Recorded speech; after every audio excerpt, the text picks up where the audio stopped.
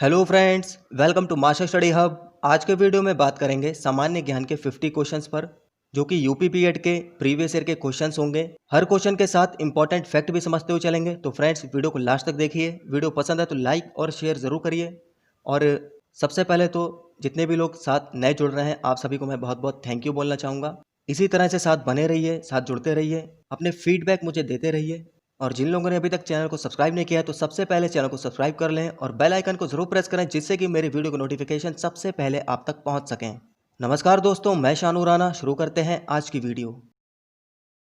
तो फ्रेंड्स, ये हैं आज के 50 क्वेश्चन सामान्य ज्ञान के। तो क्वेश्चन नंबर 1 देखते हैं। भारतीय संसद का अर्थ है, तो इनमें से बताना है भारतीय संसद का अर्थ क्या होता है। ऑप्शन सी इसका राइट आंसर होगा। भारत का राष्ट्रपति, राज्यसभा और लोकसभा। भारत के राष्ट्रपति, राज्यसभा और लोकसभा से मिलकर बनती है भारतीय संसद। भारतीय संसद का वर्णन जो है संविधान के आर्टिकल 79 में दिया हुआ है।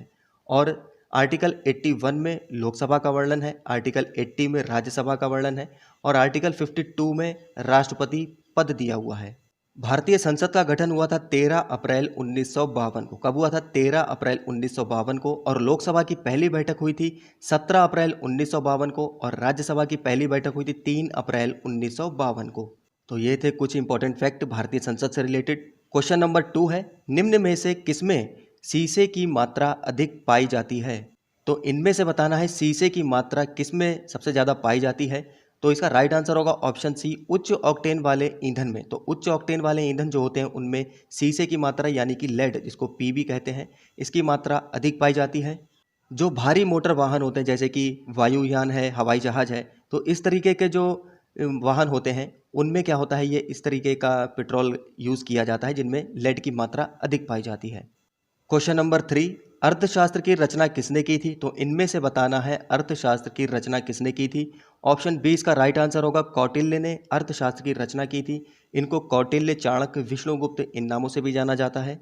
अर्थशास्त्र जो है ये संस्कृत भाषा का बहुत ही प्राचीन ग्रंथ माना जाता है। अब फ्रेंड्स, यहाँ पर अगर कौटिल्य की बात करें तो कौटिल्य जो थे ये चंद्रगुप्त मौर्य के महामंत्री हुआ करते थे। क्वेश्चन नंबर 4 है, भारत के राष्ट्रवादी नेताओं ने साइमन कमीशन का बहिष्कार किया था क्योंकि? तो जो भारत के राष्ट्रवादी नेता थे उन लोगों ने साइमन कमीशन का बहिष्कार किया था। ये किस लिए किया था? क्योंकि साइमन कमीशन के सभी सदस्य जो थे वो अंग्रेज थे। ऑप्शन बी इसका राइट आंसर होगा। साइमन कमीशन की बात करें फ्रेंड्स तो ये 3 फरवरी 1928 में ये भारत में आ गया था। कब आया था? 3 फरवरी 1928 को। साइमन कमीशन का नाम जो था, एक ब्रिटिश के प्रधानमंत्री हुआ करते थे उस समय, जिनका नाम था सर जॉन साइमन। उन्हीं के नाम पर इस साइमन कमीशन को बनाया गया था। और इसमें जितने भी सदस्य थे वो सब के सब अंग्रेजी सदस्य थे, वो सब के सब अंग्रेज सदस्य थे। इसलिए जो भारत के राष्ट्रवादी नेता थे उन लोगों ने इसका विरोध किया था। और साइमन कमीशन में सिर्फ 7 सदस्य ही थे। क्वेश्चन, भारत में त्रिस्तरीय पंचायती राज प्रणाली का प्रस्ताव किसने किया था? तो त्रिस्तरीय पंचायती राज प्रणाली का प्रस्ताव किया था, इनमें से कौन सी समिति थी? ऑप्शन ए इसका राइट आंसर होगा, बलवंत राय मेहता समिति ने त्रिस्तरीय पंचायती राज प्रणाली का प्रस्ताव दिया था। और ये प्रस्ताव इन्होंने पेश किया था 1956 से 1957 के बीच में इन्होंने पेश किया था। और ये लागू किया गया था तो 1958 को लागू किया था। तो इनके त्रिस्तरीय जो पंचायती राज प्रणाली थी, ग्राम पंचायत थी और पंचायत समिति और जिला परिषद, तो ये 3 स्तर थे इनके। बात करें अगर जो पंचायत राज प्रणाली है इसकी बात करें तो सबसे पहले भारत में जो पंचायती राज प्रणाली है ये किस राज्य में लागू की गई थी? तो 2 अक्टूबर 1959 को ये लागू की गई थी राजस्थान के नागौर जिले में। 2 अक्टूबर को, क्योंकि गांधी जयंती भी मनाई जाती है, इस वजह से ये इसको 2 अक्टूबर को लागू किया गया था। उस समय भारत के जो तत्कालीन प्रधानमंत्री थे जवाहरलाल नेहरू थे। क्वेश्चन नंबर 6 है, संवैधानिक प्रणाली के असफल हो जाने पर किसी राज्य में राष्ट्रपति शासन संविधान की किस धारा के अंतर्गत लागू किया जाता है? तो भारत में जो राष्ट्रपति शासन होता है ये संविधान की किस धारा के अंतर्गत लागू किया जाता है? तो ये ऑप्शन 20 का राइट आंसर होगा, धारा 356 के अंतर्गत इसको लागू किया जाता है। बात करें आपातकाल की, यहाँ पे राष्ट्रपति शासन की बात आ गई, तो यहाँ पे हमारे भारत के संविधान में भाग 18 में, भाग 18 में आपात उपबंध के बारे में दिया हुआ है। तो ये 352 से अनुच्छेद 352 से 360 तक इसका वर्णन मिलता है। 352 में राष्ट्रीय आपात है, 356 में राष्ट्रपति शासन है और 360 में क्या है, ये वित्तीय आपात है जो कि अभी तक लागू नहीं किया गया। यानी कि वित्तीय आपात, फाइनेंशियल जो इमरजेंसी है, इसको अभी तक नहीं लगाया गया है। लोहे में जंग लगने के लिए किसकी आवश्यकता होती है? तो इनमें से बताना है लोहे में जो जंग लगता है इसमें से किसकी आवश्यकता होती है। तो इसका राइट आंसर ऑप्शन बी होगा। लोहा जब ऑक्सीजन और जल के संपर्क में आता है तो क्या होती है, उसमें जंग लग जाती है। यानी कि ये क्या बनाता है, आयरन ऑक्साइड बनाता है। जब लोहा ऑक्सीजन और जल के संपर्क में आता है तो ऑक्सीजन जो आयरन ऑक्साइड बनता है और यही आयरन ऑक्साइड क्या बनाता है, फेरिक ऑक्साइड बनाता है और इसी को क्या कहते हैं, जंग कहते हैं। 8 है सीसा एक है, तो इनमें से बताना है सीसा क्या होता है। सीसा जो होता है ये अतिशीतित द्रव पदार्थ होता है। ऑप्शन बी इसका राइट आंसर होगा। तो फ्रेंड्स सीसा जो होता है जब ये वायु के संपर्क में आता है तो ये स्लेटी रंग का हो जाता है, ग्रे कलर का।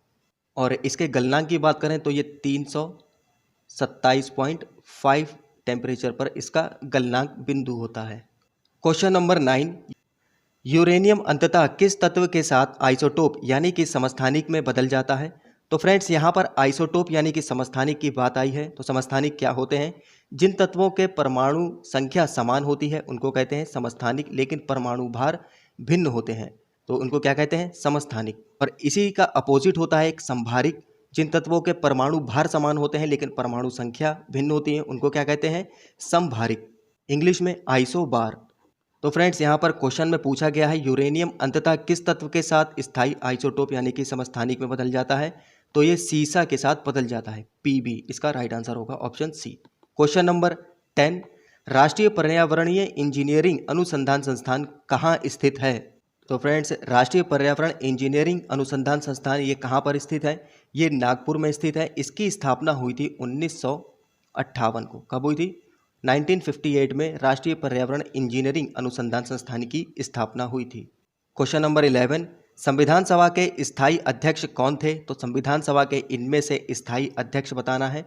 ऑप्शन सी इसका राइट आंसर होगा। डॉक्टर राजेंद्र प्रसाद संविधान सभा के स्थायी अध्यक्ष थे। और अगर अस्थायी अध्यक्ष की बात की जाए तो संविधान सभा की जब पहली बैठक हुई थी ये 9 दिसंबर 1946 में हुई थी। कब हुई थी, 9 दिसंबर 1946 में हुई थी। इसमें संविधान का सभा का अस्थायी अध्यक्ष चुना गया था, ये सच्चिदानंद सिन्हा को चुना गया था। और जब 11 दिसंबर 1946 को दूसरी बैठक हुई थी इसमें सबकी सम्मति से ये डॉक्टर राजेंद्र प्रसाद को संविधान सभा का स्थायी अध्यक्ष चुना गया था। क्वेश्चन नंबर 12, भारतीय संसद द्वारा विश्व संसदीय प्रणालियों में कौन सी अभिनव चर्चा की प्रक्रिया समाविष्ट की गई है। तो यहाँ पे बताना है भारतीय संसद द्वारा विश्व संसदीय प्रणालियों में कौन सी अभिनव जो चर्चा की प्रक्रिया की गई है। तो ये इसका राइट आंसर होगा, ऑप्शन बी, शून्यकाल। जो प्रश्न काल के बाद का समय आता है उसको क्या कहते हैं, शून्यकाल। जो संसद की कार्यवाही का पहला घंटा होता है यानी कि 11 से 12 बजे का जो समय होता है उसको क्या कहते हैं, प्रश्नकाल कहते हैं। और 12 बजे से जो 1 बजे का समय हो उसको क्या कहते हैं, शून्यकाल में इसको शून्यकाल कहते हैं। तो फ्रेंड्स ये क्वेश्चन बहुत सारे एग्जाम्स में देखने को मिलता है। क्वेश्चन नंबर 13, पोर्टलैंड सीमेंट में जिप्सम मिलाने से मदद मिलती है। तो पोर्टलैंड जो सीमेंट होता है उसमें जिप्सम मिलाने से क्या हो जाता है, ऑप्शन बी इसका राइट आंसर होगा। सीमेंट के शीघ्र जमने में इससे जिप्सम से मदद मिलती है। जिप्सम का फॉर्मूला भी हमें याद रखना है। तो इसका फॉर्मूला होता है CaSO4.2H2O, ये होता है जिप्सम। क्वेश्चन नंबर 14, श्वेत फुसफुस रोग पाया जाता है।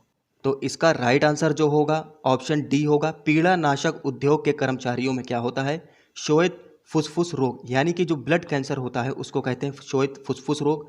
ये पीड़ानाशक उद्योग के जो कर्मचारी होते हैं उनमें पाया जाता है। और अभी कुछ दिनों पहले जो एक्टर ऋषि कपूर थे, बहुत ही जाने माने फेमस एक्टर, उनकी जो डेथ हुई थी ये श्वेत फुसफुस रोग यानी कि ब्लड कैंसर की वजह से ही हुई थी।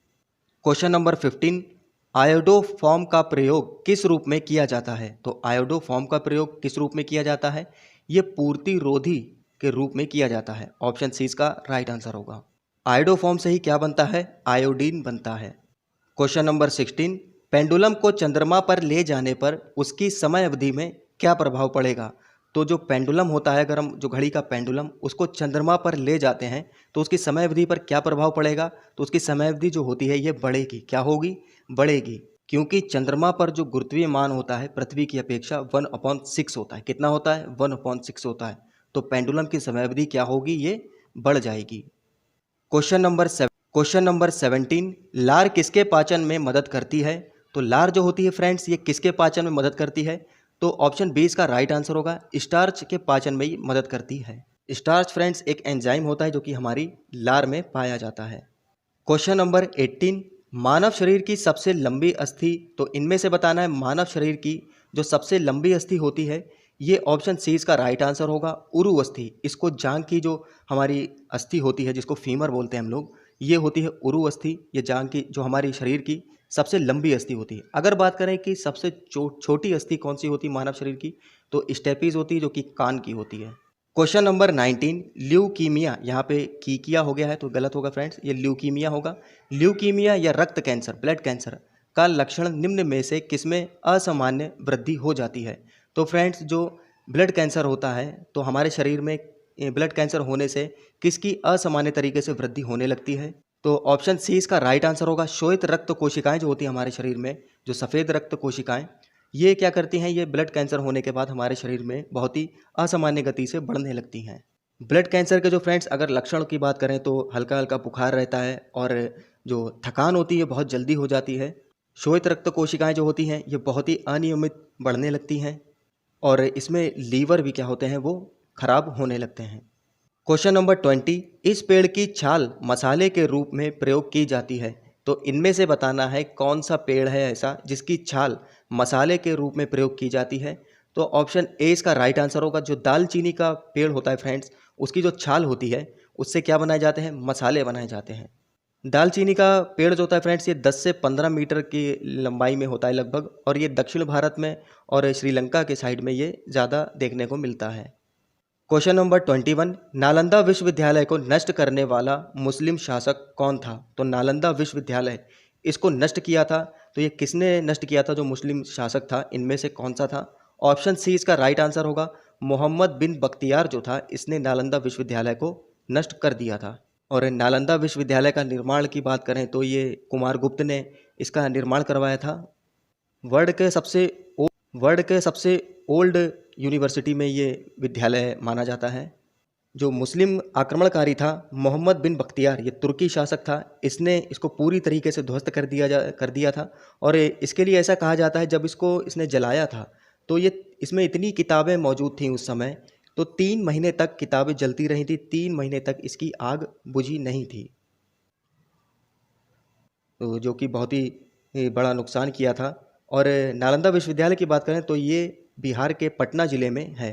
क्वेश्चन नंबर 22, चंद्रगुप्त मौर्य के दरबार में भेजा गया यूनानी राजदूत कौन था? तो चंद्रगुप्त मौर्य के दरबार में जो भेजा गया था यूनानी राजदूत, वो कौन था? ऑप्शन सी इसका राइट आंसर होगा, मेगास्थनीज था। मेगास्थनीज जो था ये यूनान से आया था, ये सेल्यूकस निकेटर का राजदूत था, ये जो कि चंद्रगुप्त मौर्य के दरबार में आया था।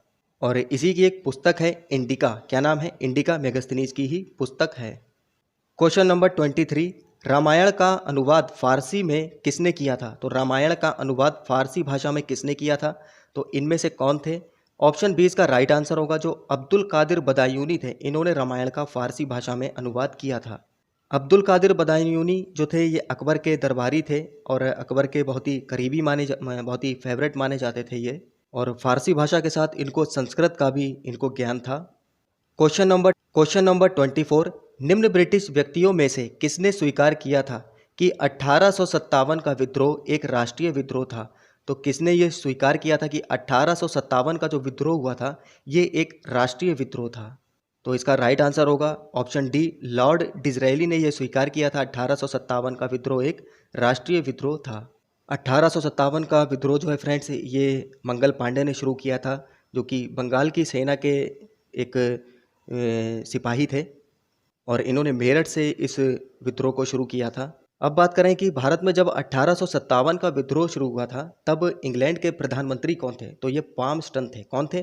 पामस्टन। मैं लिखकर बता देता हूँ, पामस्टन, ये इंग्लैंड के प्रधानमंत्री उस टाइम पर थे। और उस समय भारत के जो जनरल गवर्नर थे वो कौन थे? तो लॉर्ड कैनिंग जो थे भारत के गवर्नर थे। क्वेश्चन नंबर 25, चित्रकारी किसके शासनकाल के दौरान अपने उच्चतम स्तर पर पहुंची? तो किसके शासनकाल के दौरान चित्रकारी जो थी अपने उच्चतम स्तर पर पहुंची थी? तो ऑप्शन सी इसका राइट आंसर होगा। जहांगीर के समय में जो चित्रकारी थी, मुगल चित्रकारी बहुत ही अपने उच्चतम स्तर पर पहुंच चुकी थी। यहाँ पर उच्चतम स्तर की बात की गई है तो जहांगीर के काल में पहुंच गई थी, और अकबर के टाइम पर भी चित्रकारी हुआ करती थी, और शाहजहाँ के टाइम पर भी चित्रकारी रही थी। अब फ्रेंड्स यहाँ पर इसके मकबरे की बात कर लेते हैं। तो जहांगीर का मकबरा जो है लाहौर की कैपिटल, जो पाकिस्तान की कैपिटल है, लाहौर में है। और अकबर का मकबरा कहाँ पर है? ये आगरा के सिकंदरा में इसको दफनाया गया है। औरंगजेब जो कि महाराष्ट्र में औरंगाबाद में इसको दफनाया गया। शाहजहाँ जो कि आगरा में ताजमहल में इसका मकबरा है। क्वेश्चन नंबर 26, सांप्रदायिक निर्वाचन वर्ग भारत में पहली बार किस वर्ष आरंभ किया गया था? तो सांप्रदायिक निर्वाचन वर्ग भारत में पहली बार किस वर्ष आरंभ किया गया था? तो सांप्रदायिक निर्वाचन वर्ग ये 1909 में इसको आरंभ किया गया था, और ये मुस्लिम लीग की जब स्थापना हुई थी 1906 में, उसके बाद से ये सांप्रदायिक निर्वाचन वर्ग की मांग रखी गई थी। क्वेश्चन नंबर 27, हेनसांग किसके शासनकाल के दौरान भारत आया था? तो हेनसांग जो था फ्रेंड्स चीनी यात्री था, और जो कि एक बौद्ध भिक्षु भी था। हेनसांग ये किसके शासनकाल में भारत में आया था? तो ये हर्षवर्धन के शासनकाल में भारत में आया था। और हेनसांग की एक बहुत ही फेमस बुक है सी यू की। कौन सी है? सी यू की। ये हेनसांग की एक पुस्तक है। क्वेश्चन नंबर 28, वापस वेदों की ओर का आह्वान किया गया था। तो वेदों की ओर लौटो या वापस वेदों की ओर, यह नारा किसने दिया था? तो फ्रेंड्स इस नारे को दो तरीके से बोला जाता है, वापस वेदों की ओर या वेदों की ओर लौटो। तो ये नारा दिया था स्वामी दयानंद सरस्वती ने। ऑप्शन बी इसका राइट आंसर होगा। स्वामी दयानंद सरस्वती, इनके अगर मूल नाम की बात की जाए तो इनका बचपन का नाम था मूल शंकर। क्या नाम था? मूल शंकर इनके बचपन का नाम था। और 1875 में इन्होंने आर्य समाज की स्थापना की थी। कब की थी? 1875 में आर्य समाज की स्थापना की थी। क्वेश्चन नंबर 29, किसी निश्चित समयावधि में किसी देश में उत्पादित वस्तुओं और सेवाओं के कुल मूल्य को क्या कहते हैं? तो किसी निश्चित समयावधि में किसी देश में उत्पादित वस्तुओं और सेवाओं के जो कुल मूल्य होती है उसको क्या कहते हैं? तो उसको राष्ट्रीय आय कहते हैं। ऑप्शन बी इसका राइट आंसर होगा। तो वस्तुओं और सेवाओं के कुल मूल्य को क्या कहते हैं? National income. क्वेश्चन नंबर 30, किसी अर्थव्यवस्था में निम्न में से कौन सा ऐसा कार्य है जो केंद्रीय बैंक के कार्यों में शामिल नहीं है? तो ऐसा कौन सा कार्य है जो केंद्रीय, जो सेंट्रल बैंक है, उसके कार्यों में शामिल नहीं है? इनमें से कौन सा ऐसा कार्य है? विदेशी मुद्रा विनिमय का कार्य, ये भी केंद्रीय बैंक का कार्य होता है। और सरकारी खर्च पर नियंत्रण, और बैंकर के रूप में कार्य, या मौद्रिक नीति पर नियंत्रण। तो इसका राइट आंसर जो होगा ऑप्शन सी वाला होगा। सरकारी खर्च पर जो नियंत्रण होता है ये केंद्रीय बैंक का नहीं होता है, ये वित्त मंत्रालय का होता है। क्वेश्चन नंबर 31, उस नई तकनीक को क्या कहते हैं जो एक कृत्रिम दुनिया के सृजन की क्षमता प्रदान करती है और उसमें लोग परस्पर अंतःक्रिया भी करने लगते हैं? तो उस नई तकनीक को क्या कहते हैं? ऑप्शन बी इसका राइट आंसर होगा, आभासी वास्तविकता। तो फ्रेंड्स आभासी वास्तविकता क्या होती है? मान लीजिए कोई ऐसी वस्तु है जिसके गुण उसी के जैसी एक दूसरी वस्तु और है, तो इसके गुण दोनों के सेम है, तो इसको क्या कहेंगे हम? इस वस्तु को आभासी वास्तविकता, यानी कि दूसरी वस्तु के जैसे उसके गुण होने चाहिए।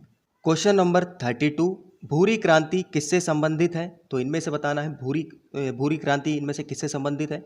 चारा उद्योग का विकास, समुद्री उत्पादों का विकास, या दुग्ध उत्पादों का विकास, या भारत में खाद्य प्रसंस्करण एवं शीतल पेयों के उद्योगों का विकास। तो ऑप्शन डी इसका राइट आंसर होगा। जो भूरी क्रांति है ये भारत में खाद्य प्रसंस्करण एवं शीतल पेयों के उद्योगों के विकास के लिए संबंधित है। भूरी क्रांति यानी कि उर्वरक उत्पादन से भी इसको कह सकते हैं, यानी कि खाद्य प्रसंस्करण। तो अगर उर्वरक उत्पादन लिखकर आता है तो कंफ्यूज नहीं होना है, ये भूरी क्रांति से ही संबंधित है। क्वेश्चन नंबर 33, भारतीय कृषि का किसी महत्वपूर्ण स्तर तक यांत्रिकरण किस कारण से संभव नहीं है?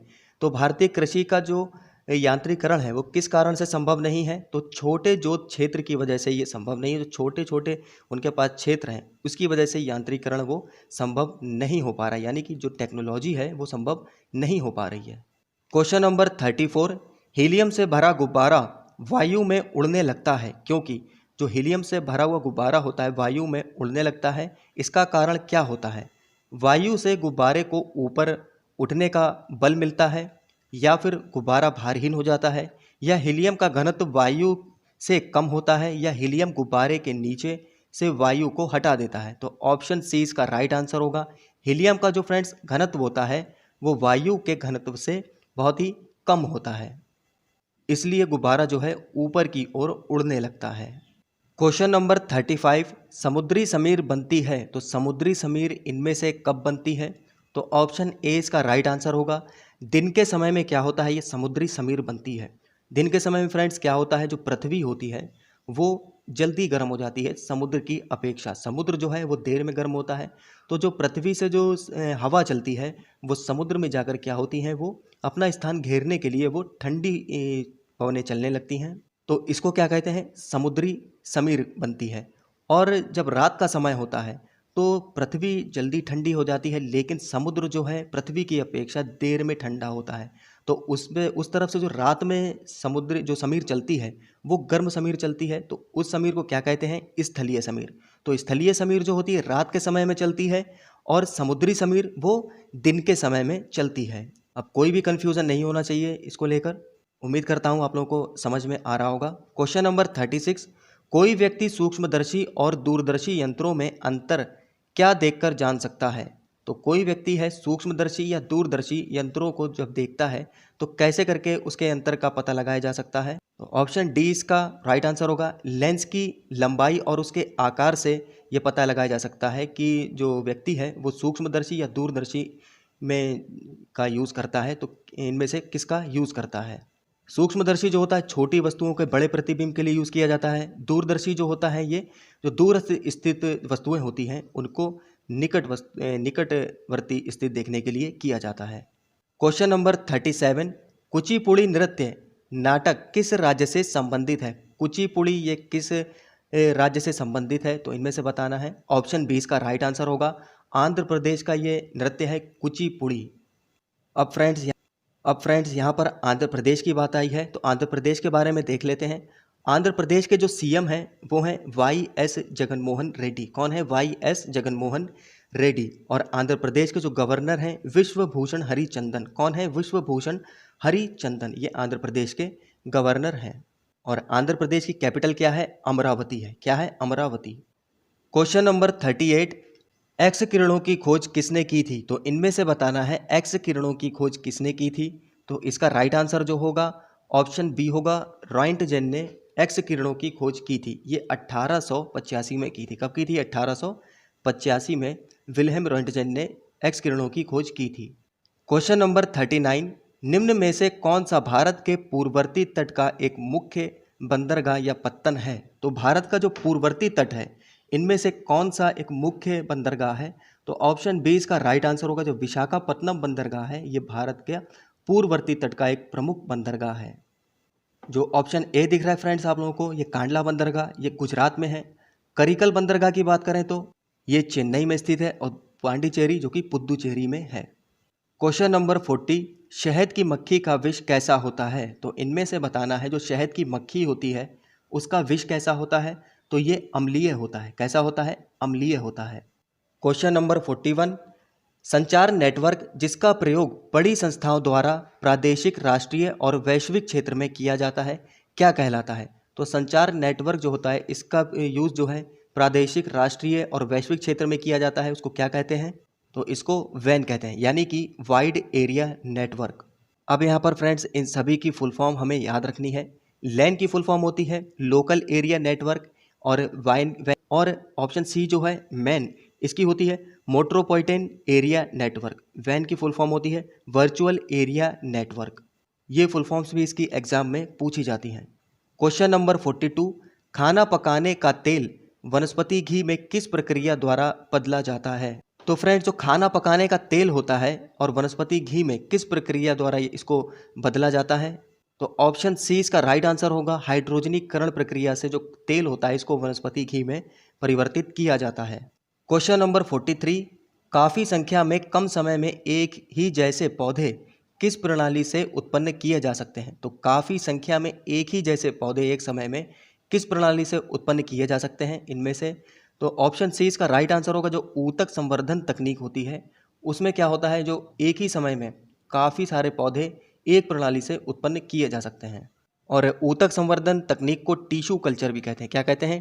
टिश्यू कल्चर, इस नाम से भी जाना जाता है। और टिश्यू कल्चर के जनक जो हैं ये हैबर लॉन्ट को कहते हैं। किसको? हैबर लॉन्ट। मैं लिख के बता देता हूँ, हैबर लॉन्ट। इन्होंने 1902 में ये टिश्यू कल्चर की इन्होंने प्रयोग किया था। क्वेश्चन नंबर 44, यदि कोई दंड चुंबक के 2 बराबर हिस्सों में काट दिया जाए तो प्रत्येक टुकड़े को ध्रुवीय शक्ति पर क्या प्रभाव पड़ेगा? मान लीजिए कोई दंड चुंबक है, बराबर 2 हिस्सों में काट दिया जाता है तो प्रत्येक टुकड़े की ध्रुवीय शक्ति पर क्या प्रभाव पड़ेगा इनमें से? तो यहाँ पर ऑप्शन डी इसका राइट आंसर होगा, यथावत रहेगी। तो जो चुंबक के टुकड़े होंगे उनकी शक्ति पर कोई भी प्रभाव नहीं पड़ेगा। क्वेश्चन नंबर 45, चमगादड़ की ध्वनि कैसी होती है? तो इनमें से बताना है चमगादड़ की जो ध्वनि होती है वो कैसी होती है। ऑप्शन डी इसका राइट आंसर होगा, पराश्रव्य ध्वनि होती है चमगादड़ की। और प्रेजेंट टाइम में चमगादड़ की वजह से ही अभी महामारी को फैलाने का दावा किया जा रहा है कि चमगादड़ की वजह से ऐसा कुछ संकेत मिले हैं। जो कोरोना वायरस है वो चमगादड़ से ही उत्पन्न हुआ है, ऐसे कुछ सिम्टम्स से देखने को मिले हैं, लेकिन अभी तक इसको पूरी तरीके से सच नहीं कहा जा सकता है। Question number 46, all India Muslim league की स्थापना किसने की थी? तो ऑल इंडिया मुस्लिम लीग की स्थापना की थी, इनमें से किसने की थी? ऑप्शन सी आगा खान ने की थी। किसने की थी? आगा खान ने 30 दिसंबर को ऑल इंडिया मुस्लिम लीग की 1906 में स्थापना की थी। ये ढाका में बांग्लादेश में की थी। क्वेश्चन नंबर 47, संयुक्त राष्ट्र संघ के सदस्य देशों ने विश्व शांति तथा उसकी सुरक्षा की प्राथमिक जिम्मेदारी किसे सौंपी है? तो विश्व शांति और सुरक्षा की प्राथमिक जिम्मेदारी इनमें से संयुक्त राष्ट्र के किस घटक को सौंपी गई है? तो ऑप्शन सी इसका राइट आंसर होगा, सुरक्षा परिषद को यह जिम्मेदारी सौंपी गई है। और फ्रेंड्स, संयुक्त राष्ट्र यूनाइटेड नेशन पर मैंने एक वीडियो बना दिया है, और अगर आप लोगों ने वीडियो नहीं देखा है तो वीडियो के डिस्क्रिप्शन बॉक्स में मैंने उसका लिंक दिया है, आप लोग वहां से जाकर ज़रूर देख लें। इसमें यूनाइटेड नेशन में मैंने जो भी इसकी इंपॉर्टेंट फैक्ट बनते हैं आपके एग्जाम पॉइंट ऑफ व्यू से, मैंने सारी चीज़ कवर कर दी हैं। संयुक्त राष्ट्र इसकी स्थापना की अगर बात करें तो 24 अक्टूबर 1945 को इसकी स्थापना हुई थी। कब हुई थी? 24 अक्टूबर 1945 को। और 24 अक्टूबर को ही यूनाइटेड नेशन डे भी मनाया जाता है। और यूनाइटेड नेशन का जो मुख्यालय है ये न्यूयॉर्क में है। कहाँ पर है? न्यूयॉर्क में है। इसके जो अभी प्रेसिडेंट हैं, जो इसके हेड हैं, वो है एंटोनियो गुटेरस। कौन है? Antonio Guterres. Question number 48, Bharat ने अंतर्राष्ट्रीय सुनामी चेतावनी प्रणाली को कब अपनाया था? तो भारत ने अंतर्राष्ट्रीय सुनामी चेतावनी प्रणाली को अपनाया था 2005 में, 2005 में अपनाया था। क्वेश्चन नंबर 49, वायुमंडल की सबसे नीचे की परत कौन सी है? तो सबसे निचली परत जो है वायुमंडल की, ये क्षोभ मंडल होती है। कौन सी होती है? ऑप्शन सी इसका राइट आंसर होगा, जो कि 165 मीटर की ऊंचाई तक इसको माना जाता है, क्षोभ मंडल होती है। क्वेश्चन नंबर 50, आज का लास्ट क्वेश्चन, 2012 ओलंपिक खेलों में निम्नलिखित में से किस देश का प्रथम स्थान था? तो इनमें से किस देश का प्रथम स्थान था? तो ऑप्शन सी इसका राइट आंसर होगा, संयुक्त राज्य अमेरिका का। जो 2012 ओलंपिक हुए थे ये ग्रीष्मकालीन ओलंपिक थे। ये संयुक्त राज्य अमेरिका का इसमें फर्स्ट पोजीशन पर थी।